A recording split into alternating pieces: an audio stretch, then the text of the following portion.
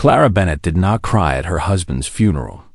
She stood there in her black dress, watching them lower the coffin into the ground, and she felt nothing at all.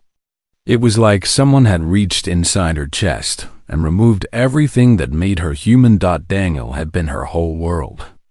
They met when she was 22, married at 25, and spent 9 beautiful years building a life together.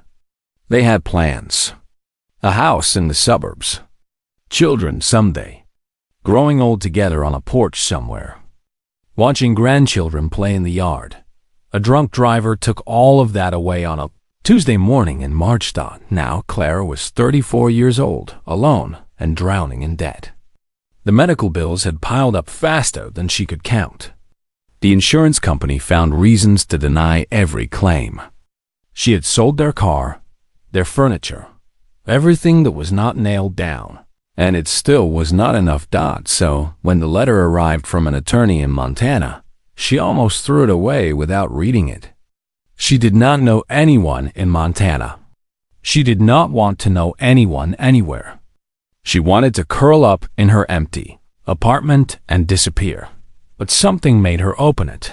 The letter said that Margaret Bennett, her husband's grandmother, had died at 97 years old. Clara had never met the woman. Daniel had mentioned her maybe twice, always with a strange look in his eyes, like he was remembering something he did not quite understand. Margaret had lived alone in the mountains for decades, cutting herself off from the family for reasons no one remembered, and she had left everything to Clara. Everything turned out to be a small hut on 12 acres of forest land. The attorney included photographs.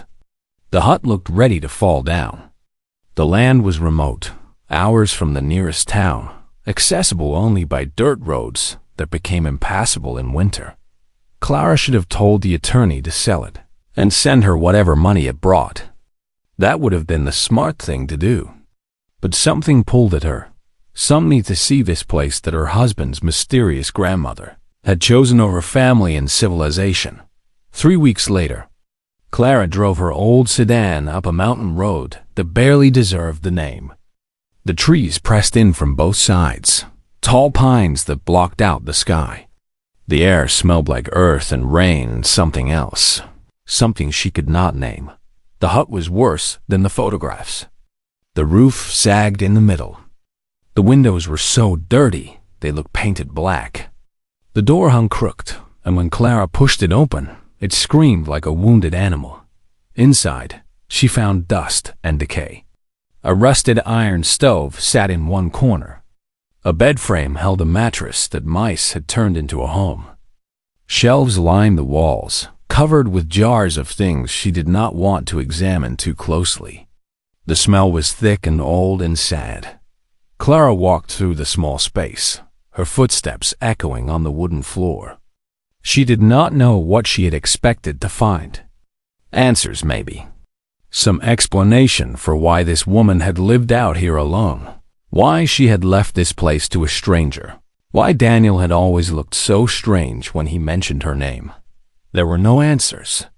Just dust and silence and the slow death of a forgotten place.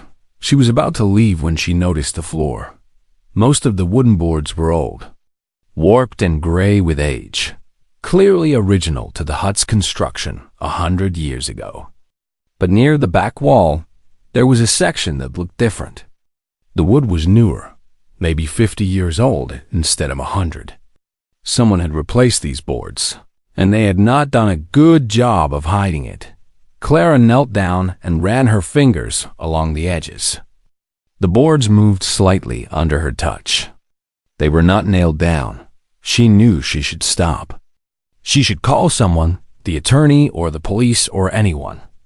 Normal people did not pry up floorboards in dead women's houses. Normal people did not go looking for secrets in abandoned huts in the mountains. But Clara had stopped being normal the day her husband died. She had stopped caring about what she should do. There was a hollow space inside her where fear used to live, and now there was nothing there at all. She pulled up the first board. It came away easily, like it had been waiting for her. She pulled up the second, then the third. Then the fourth. Beneath them was not dirt. Beneath them was metal. Smooth, polished metal that gleamed even in the dim light of the hut. It was covered with symbols she did not recognize, arranged in patterns that made her eyes hurt when she looked at them too long. The metal should not have been there. It should not have existed under a wooden hut. In Montana. In the center of the metal surface was a HANDPR. Clara stared at it for a long time. The handprint was the right size for a human hand, 5 fingers, normal proportions. But it glowed with a soft blue light that pulsed slowly, like a heartbeat. Like something alive was waiting down there, breathing in the darkness. She should have run. She should have driven back down the mountain and never returned. She should have pretended she never saw any of this. Instead, she placed her hand on the glowing print. The light exploded outward. It filled the hut, filled her eyes, filled her mind. She felt herself falling, but not downward. She was falling through something else, some space that had no direction, no up or down, no beginning or end. And then she was somewhere else. Clara stood in a room so large she could not see the walls. The ceiling disappeared into darkness high above her. The floor was the same metal she had seen under the hut, but here it was alive with light. Rivers of blue flowing through channels like veins carrying blood. In front of her stood something that was not human. It was tall, maybe 7 feet, with skin the color of dark copper and eyes that were completely black. It wore robes that seemed to change color as it moved, shifting from blue to purple to green. It watched her with an expression she could not read. Clara's heart pounded in her chest. Her legs felt weak. Her hands shook at her sides. The creature raised one hand, palm outward. His voice was strange, layered, like many people speaking at once. "Do not be afraid," it said. "You are the heir. We have waited 3,000 years for you." Clara opened her mouth to speak, to scream, to do something, but no words came out. She stood there in that impossible room, facing that impossible creature, and she understood that her life had just changed forever. The empty space inside her, the hollow place where her grief lived, suddenly felt a little less empty. Something was beginning. Clara found her voice after what felt like hours, but was probably only seconds. "What are you?" she asked. Her voice came out as a whisper. The creature lowered its hand. Its black eyes seemed kind somehow, despite their strangeness. "I am called Keth. My people are the Wardens. We have guarded this place since before your civilization learned to write." Clara looked around the vast chamber. Now that her eyes were adjusting, she could see shapes in the darkness beyond. Massive structures, towering machines, things she could not identify. The scale of it was impossible. This room alone was larger than a football stadium. "This place," she said slowly. "It can't be under the hut. The hut is on a mountain. There's rock down there, Earth. Not this." Keth made a sound that might have been laughter. "The entrance is under the hut. But this vault extends far beyond, folded into spaces your science does not yet understand. What you see around you would fill a small moon if laid out in normal dimensions." Clara's head was spinning. She sat down hard on the metal floor, not caring how it looked. "I don't understand any of this. I'm nobody. I'm a widow from Ohio. My husband died 3 months ago, and I came here to sell a stupid hut. I shouldn't be here. This is a mistake." Keth knelt before her, bringing those strange black eyes level with hers. "There is no mistake. The vault chose you. It read your blood, your genetics, and it found the markers it was waiting for. You are a descendant of the first humanity, Clara Bennett. You carry their legacy in every cell of your body." "The first humanity," Clara repeated. The words made no sense. "Your species did not begin on Earth," Keth said. 3,000 years ago, there was a great civilization that spanned hundreds of worlds. They were explorers, builders, dreamers. They called themselves simply humanity, for they had never met another species quite like themselves. The creature paused, and something like sadness crossed its alien features. Then the silence came. Clara felt a chill run down her spine. What is the silence? It is not easy to explain. The silence is not a creature or a nation. It is more like a pattern, a response. When civilizations grow too large, too loud, too present in the galaxy, the silence wakes. It moves through space and consumes everything in its path. It destroyed the first humanity. It has destroyed countless others before and since. Kath stood and gestured to the vast chamber around them. But your ancestors were clever. They saw the end coming, and they prepared. They could not save their civilization, but they could save their children. They took thousands of humans, babies, and children too young to remember, and they scattered them across the galaxy. They hid them on primitive worlds, places the silence would not notice. They removed all knowledge of technology, all memory of the stars. They gave their children a chance to start over. Earth, Clara said. They hid us on Earth. Yes, and they built vaults like this one, hidden caches of knowledge and technology, waiting for the day when their descendants would be ready to reclaim their heritage. My people agreed to guard these vaults, to watch over humanity until that day came. Clara was quiet for a long time. She thought about human history, all the wars and plagues and disasters that her species had survived. She thought about the moon landings, the space stations, the dreams of reaching Mars. Humanity had always looked up at the stars, always felt a pull toward the unknown. Maybe now she understood why. Why me? She asked finally. There must be others with these markers.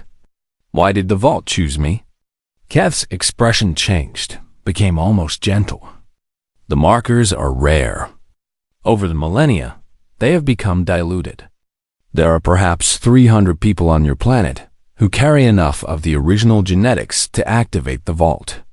But the vault does not choose based on genetics alone. Then what? The vault reads more than blood. It reads the person, their experiences, their character, their potential. It was looking for someone specific, someone who had known loss, someone who had faced the darkness and not been destroyed by it, someone who could lead others through difficult times. Clara thought of Daniel. She thought of the empty apartment, the bills she could not pay, the future that had been stolen from her. She thought of the hollow space inside her that she had been carrying for 3 months. I'm not a leader, she said. I'm barely surviving. That is exactly what makes you right for this, Cass said. The first humanity did not need leaders who had never known struggle.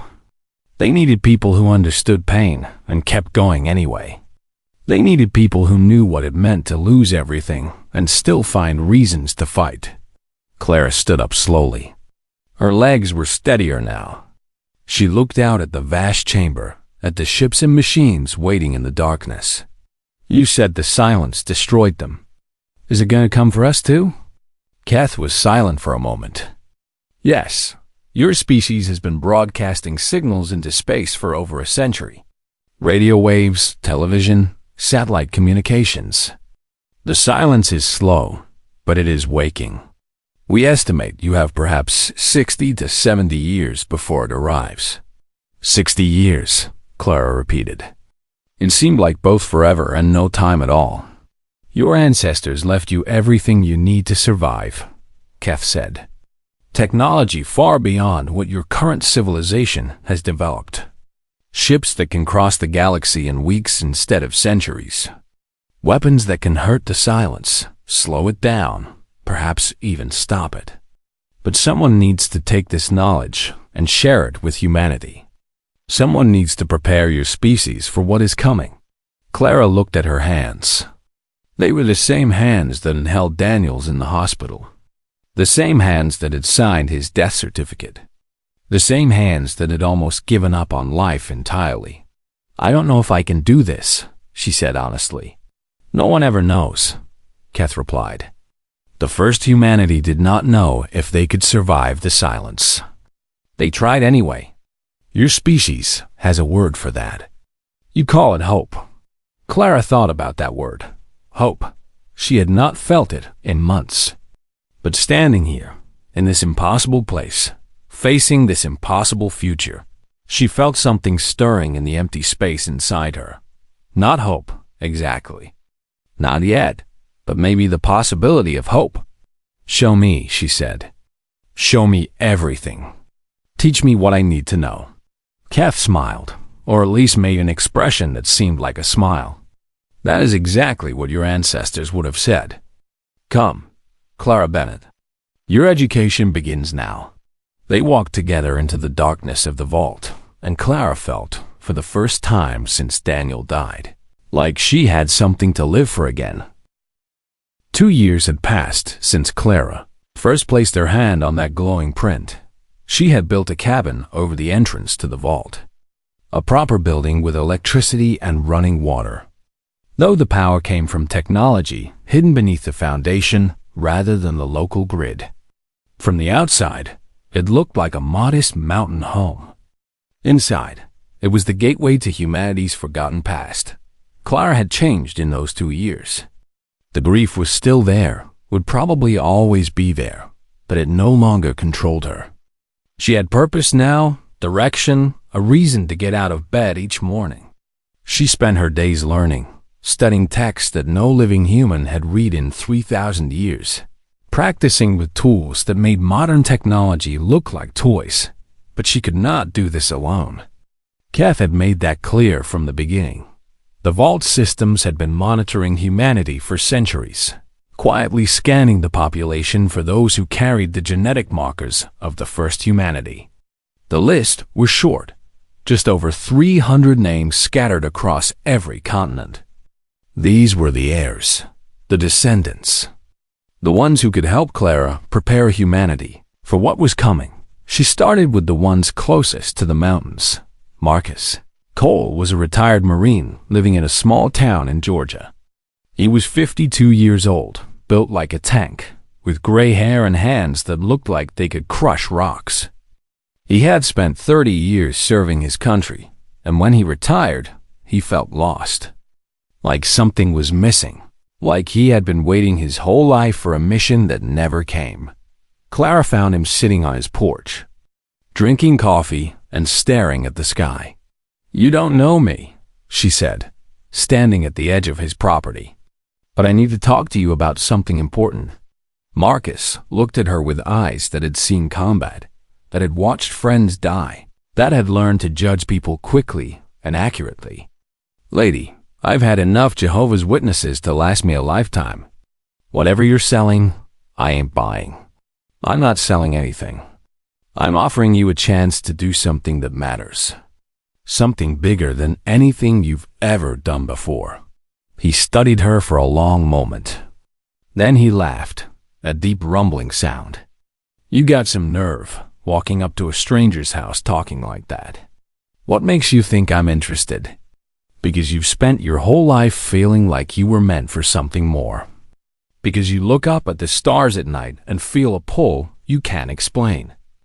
Because you know, deep down, that your story isn't over yet."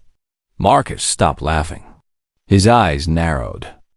"How do you know that?" Clara smiled. "Because I felt the same way. Come with me, and I'll show you why."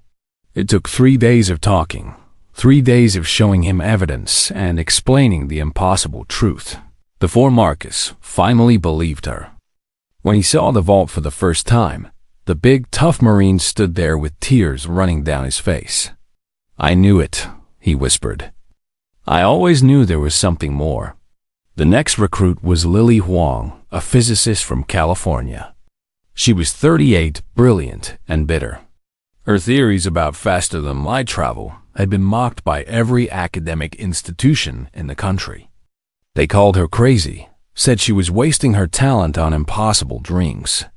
She had been fired from 3 universities and was working as a high school science teacher when Clara found her. When Lily saw the vault systems, she did not cry. She laughed. She laughed until she could barely breathe. Then she grabbed Clara by the shoulders and said, "I was right. I was right all along. I knew it." Then there was Raymond Torres, a teenager from Texas. He was only 16, quiet and awkward, the kind of kid who got bullied at school for being different. He had been having dreams about the stars since he was 5 years old. Dreams so vivid and detailed that he had started writing them down. His notebook was filled with diagrams that matched the vault's technology almost exactly. "I thought I was going crazy," he told Clara, his voice shaking. "I thought there was something wrong with me." "There's nothing wrong with you," Clara said. "You're exactly what we need." One by one, she gathered them. A nurse from New York who had always felt out of place in her own life. A farmer from Kansas who had never been more than 50 miles from home but dreamed of distant worlds. A college student from Florida who had been failing all her classes because she could not stop thinking about things her professors did not believe in. They came to the mountain, these scattered children of a forgotten empire, and they learned together. Keth taught them about the technology in the vault. Ships that could fold space and cross light years in days. Weapons that channeled energy in ways that seemed like magic. Medical systems that could heal almost any wound, cure almost any disease. The first humanity had been advanced beyond anything modern science could imagine, but they had not been perfect. They had grown complacent, Keth explained.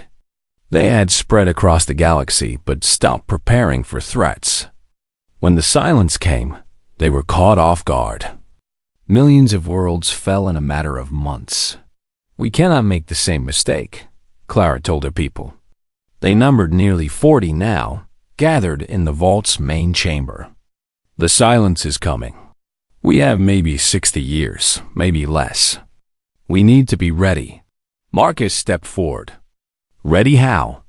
"You're talking about facing something that destroyed an entire civilization. What can 40 people do against that?" 40 people can become 400, Clara said. 400 can become 4,000. We share what we know. We train others. We spread across the planet and build in secret until we're strong enough to go public." Lily raised her hand. "And when we go public, every government on Earth will want this technology. There will be wars. Countries fighting over who gets to control it. Then we don't give them control," Clara said. "We don't belong to a nation. We belong to humanity, all of humanity. When we finally reveal ourselves, we offer this technology to everyone, equally, without borders or conditions." Raymond spoke up, his young voice stronger than it had been months ago. "People won't believe us. They'll think we're crazy. They might. At first, but we'll have proof they can't deny. Ships that fly without fuel. Cures for diseases that have killed millions. Technology that makes their most advanced research look primitive. Eventually, they'll have to believe." Clara looked around at her people, these men and women who had left their old lives behind to follow her into the unknown. They were not soldiers or scientists or leaders, not most of them. They were ordinary people who had felt something stirring inside them their whole lives, something that had finally woken up. "Our ancestors gave us a gift," she said. "They gave us a chance. They could have let humanity die with them, but they chose hope instead. They hid their children and trusted that someday we would rise again." She raised her hand, and the vault responded, lights brightening around them, machines humming to life. "We are their legacy. We are what they fought for, what they died for. And we are not going to let them down." The applause started slowly, scattered, then grew until it echoed through the vast chamber like thunder. Clara stood there, accepting it, feeling the weight of responsibility settle onto her shoulders. Somewhere out there, the silence was waking, but so was humanity. 12 years after Clara first discovered the vault, she stood in front of a camera that would broadcast her face to every screen on the planet. She was 46 now. Gray had started to appear in her dark hair, and lines had formed around her eyes. But her gaze was steady, her voice was strong, and she carried herself like someone who had been preparing for this moment her entire life, because she had been. They all had. The inheritance, as they called themselves, had grown to nearly 2,000 members. They had built hidden facilities on every continent, manufactured technology in secret, trained people for the war that was coming. They had been patient, careful, waiting for the right moment. That moment had arrived. "My name is Clara Bennett," she said into the camera. "And what I am about to tell you will change everything you think you know about humanity." She spoke for an hour. She explained about the first humanity, the great civilization that had existed before Earth even had written language.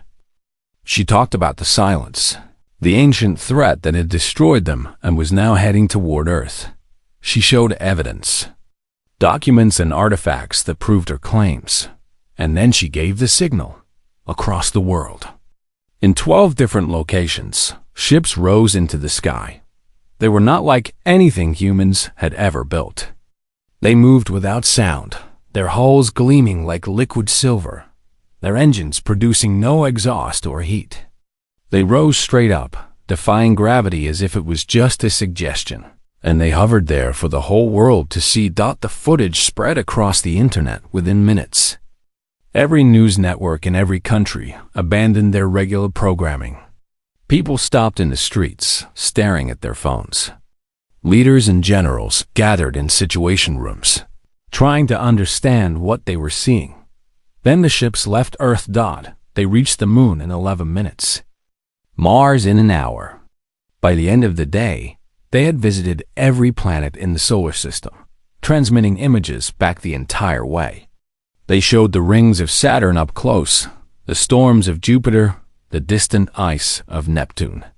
They showed humanity what they were capable of, and the world believed. The months that followed were chaos.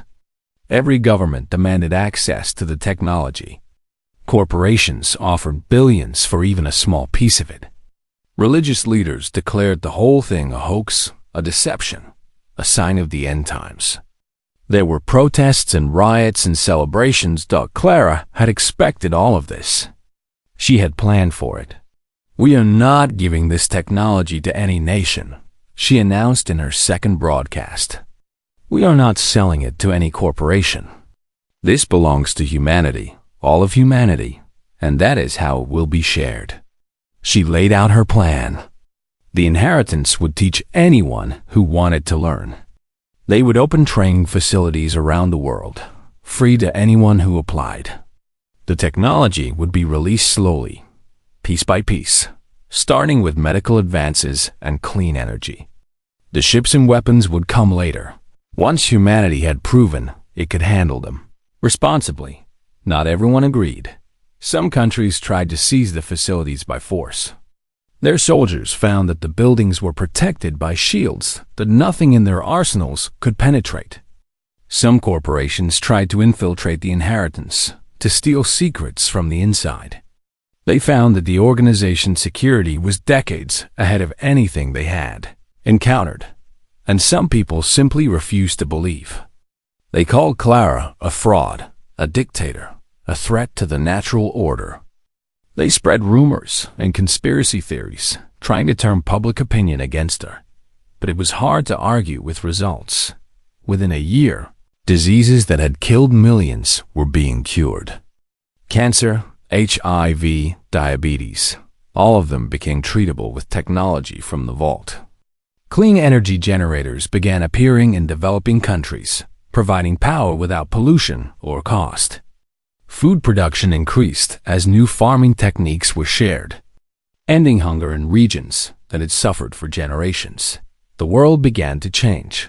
5 years after the revelation, humanity launched its first colony ship.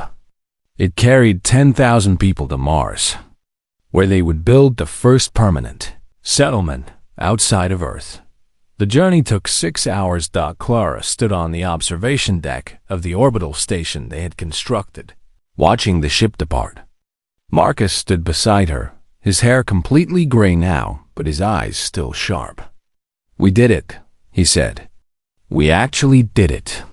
"Not yet," Clara replied. "This is just the beginning. We have colonies to build, defenses to prepare, a whole species to get ready for what's coming." The silence was still out there. The wardens had confirmed that it was moving slowly but surely, drawn by the signals humanity had been broadcasting for over a century. Their estimates said it would arrive in about 45 years. Maybe less, but 45 years was a long time. Long enough to spread humanity across the solar system. Long enough to build fleets of ships and train crews to fly them. Long enough to develop weapons that might, just might, be able to hurt the thing that had destroyed the first humanity. Lily Wong had spent a decade studying the silence, analyzing every scrap of data the wardens had preserved. She believed she was close to understanding it, to finding a weakness that could be exploited. Raymond Torres, now 28 and no longer the awkward teenager Clara had recruited, was leading the weapons development program. They were doing everything they could. Whether it would be enough, no one could say. Clara thought about Daniel sometimes, late at night when she could not sleep. She wondered what he would think of all this. Would he be proud of her? Would he even recognize the woman she had become? She liked to think he would understand. He had always believed in her, even when she did not believe in herself.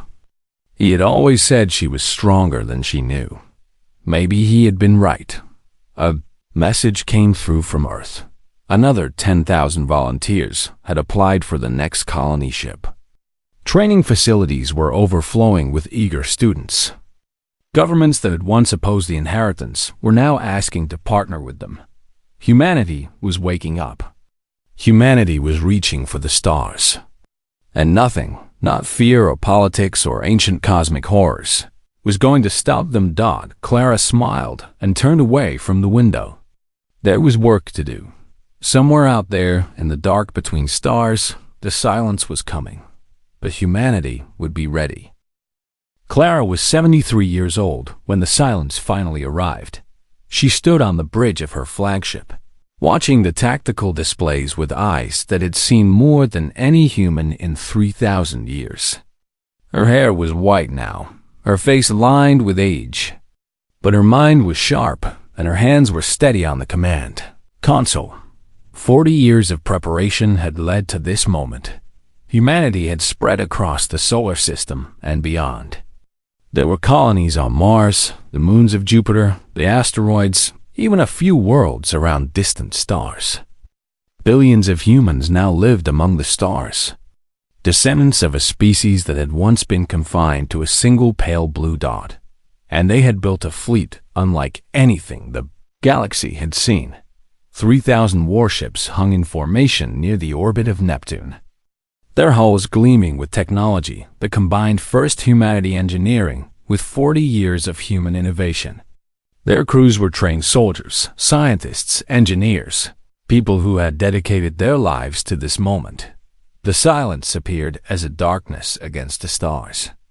It was not a shape that human minds could easily process, a geometric pattern that seemed to shift and change whenever you looked at it directly. It absorbed light, absorbed energy, absorbed everything it touched. Ships that got too close simply stopped existing, their crews vanishing without even time to scream.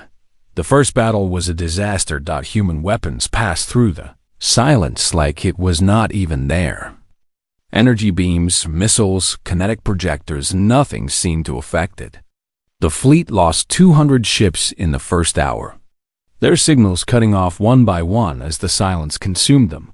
But humanity did not retreat. Clara watched the casualty reports scroll across her screen, each number representing thousands of lives lost, and she forced herself to keep thinking. The first humanity had been destroyed because they panicked, because they ran.